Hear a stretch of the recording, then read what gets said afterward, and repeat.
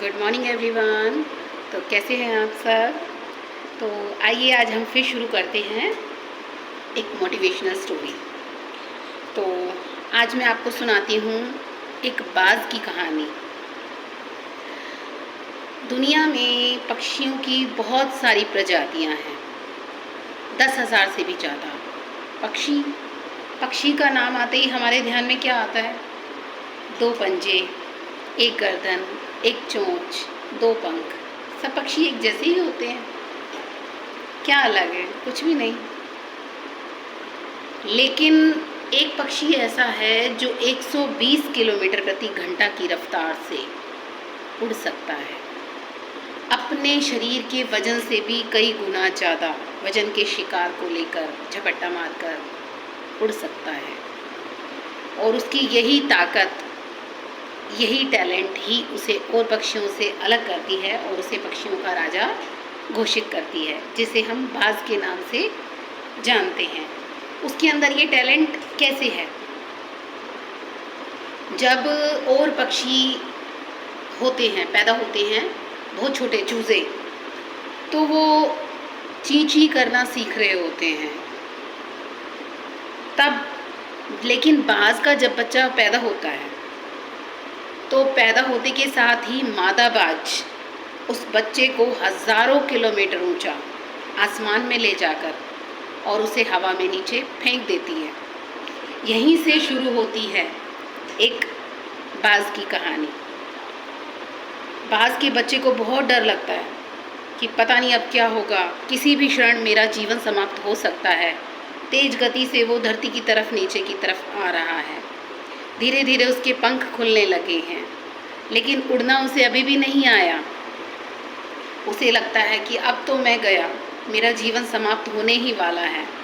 लेकिन जैसे ही वो धरती के नज़दीक पहुंचने लगता है तो एक पक्षी का पंजा उसे अपने गिरफ्त में ले लेता है। ये कौन है? ये है उसकी माँ, जो उसे धरती पर गिरने से पहले ही संभाल लेती है और फिर उसे दोबारा हज़ारों किलोमीटर ऊंचाई पर आसमान में ले जाकर फिर नीचे की तरफ छोड़ देती है। ये ट्रेनिंग बाज के बच्चे की तब तक चलती है जब तक वो उड़ना नहीं सीख लेता। इतनी हाई रिस्क ट्रेनिंग के कारण ही एक बाज की उत्पत्ति होती है, तभी बनता है एक बाज। और सबसे ज़्यादा जो जानने लायक बातें हैं, अगर हमें लाइफ में सक्सेस होना है तो हमें बाज की ये पूरी स्टोरी सुननी होगी।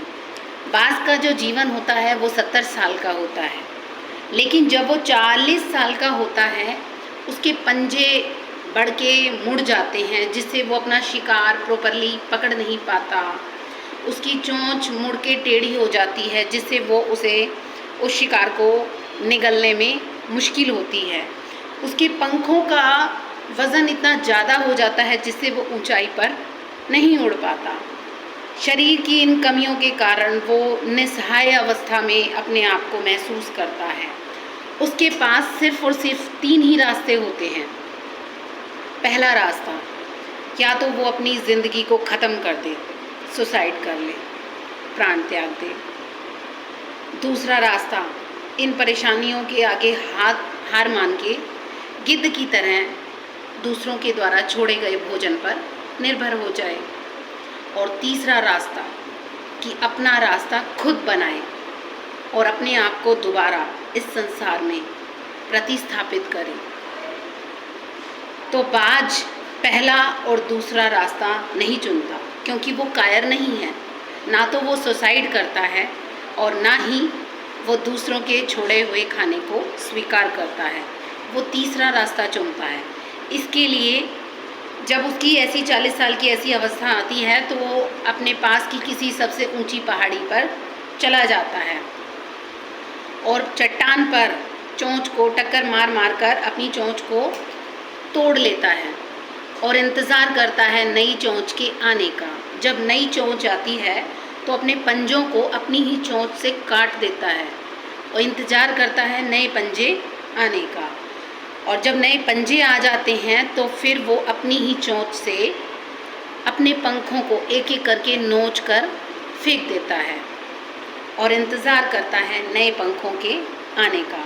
उसकी इस प्रक्रिया में उसे 5 महीने का टाइम लगता है और फिर एक नए बाज़ की उत्पत्ति होती है। फिर से वो एक नया बाज़ बन जाता है, फिर से वो एक ऊंची उड़ान भर सकता है और फिर से वो अपने आप को संसार में स्थापित कर सकता है।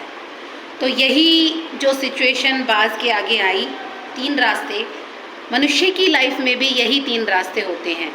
जो कमज़ोर लोग होते हैं हार मानकर सुसाइड कर लेते हैं। इस जीवन में उनको लगता है कि अब हमारे लिए कोई रास्ता नहीं बचा।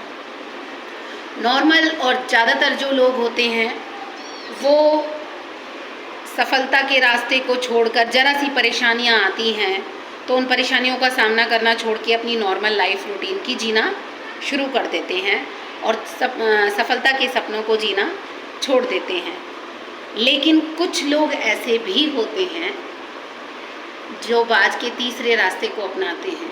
वो अपने रास्ते में आने वाली सारी परेशानियों को, सारे संकटों को सामना करके उन परेशानियों को अपने आगे से हटा देते हैं और हासिल करते हैं अपनी सफलता को और संसार में अपने आप को स्थापित करते हैं। तो आपको ये स्टोरी कैसी लगी ज़रूर बताइएगा। अगर अच्छी लगी हो तो इसे लाइक, शेयर एंड सब्सक्राइब ज़रूर करें इस चैनल को। Thank you so much.